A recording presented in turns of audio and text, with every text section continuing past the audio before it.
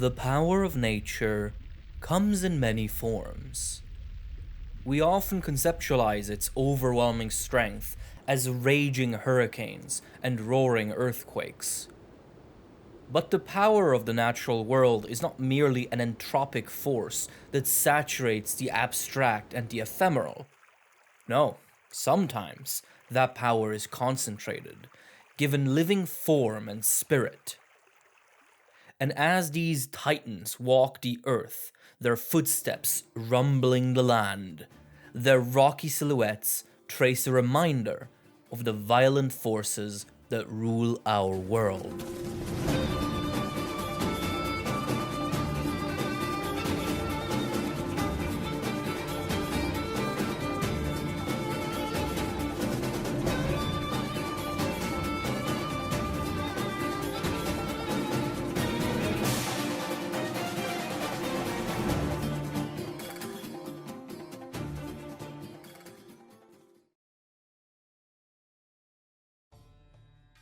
The world is still a mysterious place.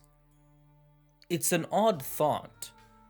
In a time when books, researchers, and documentarians exist, one might fall prey to the assumption that most of the world's knowledge has been gathered, that we have made serious progress in unraveling the secrets that surround us. That is, unfortunately, quite far from the truth. Even as the Guild's dedication to research grows, there is still so much left to learn and discover. The gaps in our knowledge are equal parts painful and inspiring. An ever-cited example of this is the lack of full life cycle records for most known monster species. While the Guild endeavors to maintain a full and detailed catalogue of all discovered and confirmed monsters, as well as their spot on the phylogeny, many of them are missing any and all information on the creature's youth and adolescence. It is a natural consequence of what the Guild is. While its research branch has steadily grown over time, the Hunters Guild's primary purpose is still to hunt and cull monsters that endanger human settlements and to a natural balance. Unless a monster is being problematic, the Guild will likely not investigate it, or at the very least not make it a priority. These priority cases of problematic monsters generally involve adult monsters, and so it's only natural that the data collected during these incidents would be heavily skewed towards older, mature monster individuals and their physiology and behavior. Still, despite this reality, many researchers do lament the fact that for many monster species, there exists not even a single confirmed sighting of a juvenile. In turn, this makes the species whose life cycle and growth has been mostly mapped all the more valuable and fascinating. There aren't many, but those monsters whose life has been studied across all of its phases do exist. One such case are the monsters classified under the Armor Wyvern superfamily, the Gravios. Discovered very early on in the Guild's history, the Gravios is an enormous flying wyvern generally found in volcanic regions. While some aspects of its life, such as mating behavior, are still largely unstudied, the Gravios is one of the few creatures the Guild has a fairly complete ecological image of. Shortly after being born, Gravios are immediately abandoned by their mothers, left to fend for themselves. These juveniles look very different compared to adult Gravios. So different, in fact, that they were initially believed to be an entirely separate species and given their own name that has stuck around until today, Basarios. Despite their youth, Basarios are already some of the largest wyvern in the world. These humongous babies spend much of their time hiding and burrowing underground, using their degenerated wing arms as powerful digging tools, while their shovel-like head helps in carving out tunnels. The Basarios have but one mission: stay safe and grow larger. In order to transition into an adult Gravios, they must reach a certain size and lay the groundwork for the unique abilities that they will have as an adult. Luckily, Basarios are perfectly adapted to achieve these goals. Born with a thick grey shell right out the gate, they generally don't have to worry about predators and can focus on preparing for adulthood. Specifically, the Basarios must do 3 things: grow its muscles, enlarge its shell, and cultivate a bacterial colony in its gut. The first goal is the easiest one. By hiding in the soil and only letting its rock-like shell stick out, the Basarios camouflages itself as a boulder, waiting patiently for its prey. That comes in the form of large insectoids, Bnahabra and Altaroth generally. By lunging at them from their hiding spot, the Basarios can eat absurd amounts of these highly protein-rich insects in a single day, allowing its muscles and body to grow rapidly. The second and third goals are a little more tricky and depend on one another. The only way to grow the rocky shell is to ingest and process minerals and rocks. The Basarios can, however, not digest these materials by itself. It has to cultivate rock-eating bacteria in its gut. To solve this, the Basarios will start small, eating tiny rocks in hopes of also ingesting some of the bacteria it needs. As it works its way up to larger and larger amounts of rock and stone, it naturally swallows more and more rock bacteria, which begins gradually forming a consistent colony in the creature's body. Once properly established, the bacteria will live in symbiosis with the Basarios, processing and digesting the rocks it eats and allowing the wyvern to enhance and enlarge its massive rock shell from the materials gathered out of that process. Throughout this endeavor, the Basarios begins running into the issues that will plague it for its entire life. The process of digesting rocks leaves behind waste material, junk rock that needs to be stored in a specialized organ to be molten down later. This molten rock can be expelled for defensive purposes, but the Basarios is generally not quite proficient at that yet. More importantly, the process by which the bacteria dissolve and digest the minerals produces extreme amounts of both heat and gases of varying kinds, both of which cannot stay in the body for long without causing damage. The Basarios must then learn to use specialized vents across its underside to expel the heated gases regularly. Another burden that, when used intelligently, can function as a weapon. Luckily, the Basarios doesn't have much need for such weapons, as its size and thick shell protect it from most threats. After all, its mother didn't just abandon the Basarios in any random spot. Before laying their young, female Gravios scout out suitable areas with weaker predators and easy access to rocks and minerals, even venturing into areas they normally don't inhabit, such as deserts. So, despite being left behind by its mother, the Basarios is given a strong start in life by its body and the nursery its parent chose for it. Before long, the Basarios will have reached its desired size and begin its transformation. Its face will reshape into a slimmer shape, with a front-facing nose horn. Its rocky shell will fuse into a thick suit of homogeneous armor, and its tail will gain a spiked club at the tip. It will have become a Gravios. Shortly after, the newly matured Gravios will migrate away from its nursery and into the nearest volcano, where it will finally live out the unique lifestyle of its ancestors. Once matured, Gravios live essentially without any competition or real danger, due to 2 fascinating adaptations. For one, they can, for a limited time, completely submerge themselves in lava, allowing them free movement in their home volcanoes. This is an extraordinarily rare ability that usually requires eons of specialized evolution. The Gravios developed a particularly odd strategy to achieve this. Their tough shell is extremely fire resistant, so unless it stays submerged for multiple hours, the Gravios does not have to worry about its skin melting. But that is only half the problem. Even if the outer layer doesn't melt outright, Heat still transfers across the wyvern's body and into its organs, where no protection can prevent the damage the lava's heat would do to the squishy insides. The Gravios solves this by, bizarrely, having all of its vital organs concentrated in the center of its body. Heart, lungs, stomach, liver, they all sit in a small area in the middle of the Gravios. This means that the time it takes the outside heat to reach any or all of these vital structures is maximized, allowing the Gravios more time in the lava.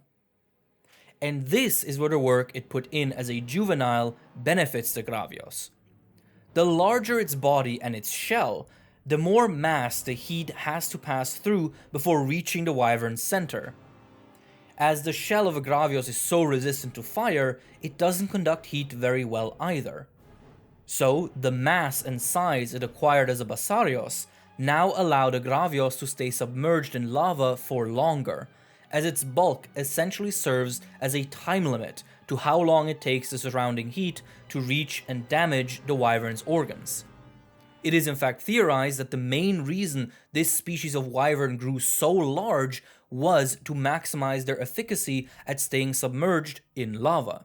The second key adaptation of the Gravios is its bacterial colony. Through years of cooperation, the bond between the wyvern and its colony has grown so intimate and so efficient that the bacteria can even extract nutrition from the rocks the beast swallows. This means that a Gravios can transition from being a partial insectivore to entirely subsisting on rocks and minerals, eliminating the need for hunting entirely. This turns the usually desolate wasteland of volcanic rock plains into a veritable buffet for the Gravios, who can eat just about anything it sees here. It's hard to overstate the immense ingenuity of this strategy. Through rigorous preparation and unique adaptation, the Gravios puts itself into a niche where it can traverse magmatic depths unreachable by basically any competitor, can withstand any attack with its thick shell, and can nourish itself from the abundant volcanic rock in its habitat with no need for tiresome predation. The single downside of this is that since its body is built to not allow heat to travel through it, that also counts for the heat produced by its bacterial colony during digestion. In fact, the digestion of volcanic rock is so heat intensive that their stomach is regularly beset by explosions. Heat like this has to be vented immediately. Another possible danger for the Gravios long term is simple heat exhaustion. Continuously teetering on the verge of being burned alive while also expelling and circulating heat is sure to take a toll. The Gravios prevents this by taking regular trips to colder areas, such as nearby swamps, in order to cool off and recover before returning to its magmatic home. One thing the Gravios doesn't have to worry about, however, are predators. Its size alone makes hunting a Gravios an ill-advised endeavor for most, but if that wasn't enough, the wyvern's defensive mechanisms are sure to deter the rest.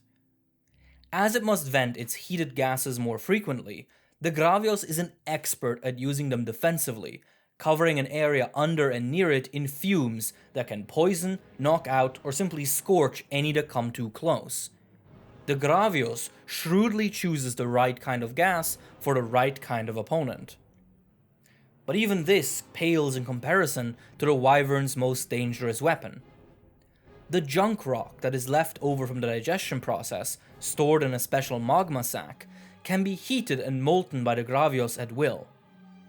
And while the Basarios insecurely flung the resulting flame rocks at scary opponents, the Gravios knows how to use them to their maximum effect. By melting them down into pure, liquid lava and pushing them through a thin nozzle in its throat, the Gravios can spew these molten rocks out as a beam of lava. This attack burns at temperatures magnitudes more intense than even the strongest wyvern fire, and will incinerate targets nearly instantly. Some Gravios will use this opportunity to also vent its gases while firing the beam, ensuring that their target will be burned alive at any distance. It is important to understand just how devastating this attack is. Due to these weapons and its shell, the Gravios is basically indestructible, and the guild has so far only found a single creature even capable of preying on them. Luckily for hunters, Gravios stick to volcanoes most of the year, and rarely become a problem that needs dealing with. In some cases, Gravios that are on their way to a swamp to cool down might come dangerously close to a settlement and become the target for a preventative hunting quest. These quests are however reserved for only the most experienced hunters, as facing a Gravios is an unenviably dangerous task. The Gravios family of wyverns' life is objectively a success story, where a flying wyvern adopts unorthodox strategies to eliminate the common pressures of survival one by one. The species quickly became a cornerstone of wyvern research, and fascinating observations immediately began popping up. In one most famous incident, numerous scholars began reporting observations of a Gravios with a completely black shell, as well as red highlights across its carapace. This newly found black Gravios played well into the enthusiasm of the guild at the time, and was hastily classified as a new subspecies of Gravios. Further research, however, refuted this classification. The black Gravios was soon discovered to actually be the already known Gravios species, Gravios petram, with a discolored shell. This was found to be the result of an increased body temperature and heat circulation, brought on by what one could call a too successful youth. Basarios are generally quite hesitant to use the magma sac and flame vents outside of absolute necessity, but some individuals seem to become abnormally proficient in its use. Basarios that come to master their flame abilities then seem to mature into these black Gravios, whose body is blackened by the excess heat. Black Gravios retain their flame affinity from their youth, having been observed to use their lava beam much more liberally than grey individuals. The force of the beam also seems to be increased, as the recoil can push back the heavy wyvern. Beyond that and an overall sturdier black armor, the black Gravios is mostly identical to the grey Gravios. Interestingly, the guild has so far not backtracked on their classification of the black Gravios as a subspecies, despite numerous scholars pointing out that it doesn't quite classify. It wouldn't be until much later that a second species of Gravios would finally be discovered. In the center of the main continent lies a mysterious place known as the Everwood. This forest remains one of the great mysteries of our world, a dense wood that has so far proven impossible to map due to its convoluted layout. Some hunters have even come back panicked, saying that the layout of the forest has changed every time they've gone into it. This is, however, generally unverifiable. It is, however, home to many secrets, many ruins, and as many unique monsters. It was here that a new species of Gravios was observed, or rather, its juvenile form. The ruby Basarios is an elusive creature and has only been seen a handful of times. Preemptively classified under the species name Gravios gemma, its main differentiating feature are the numerous gemstones and mineral crystals that seem fused into its shell.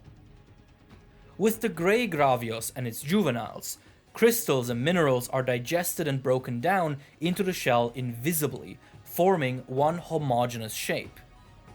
But the ruby Basarios seems to stick the crystals and minerals directly onto its body, through an as of yet unknown process.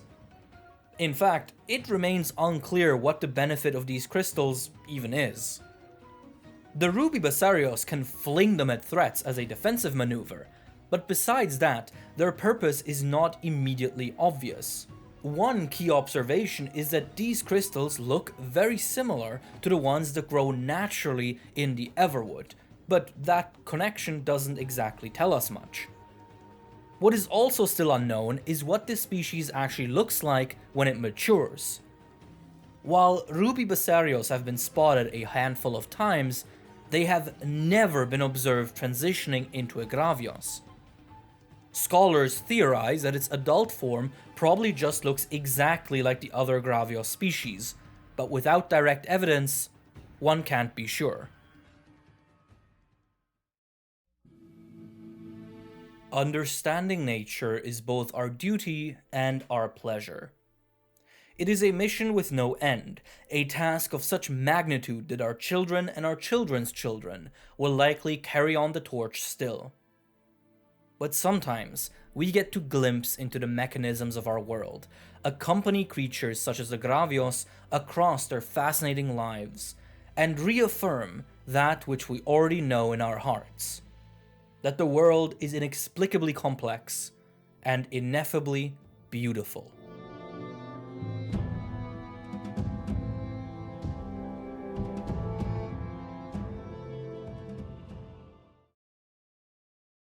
Next time on Monster Hunter Ecology, a cry upon the dunes, its shrill tones shock the sands.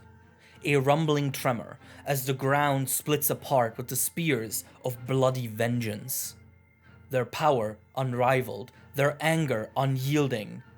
All who pass the desert must pay dues to the horned warriors of the sands. Thank you so much for watching, as always, everyone. If you enjoyed this content, consider liking and subscribing so that I know that I can keep making more of this. If you really like this content, maybe sign up for the Patreon. You get early access to all of the videos.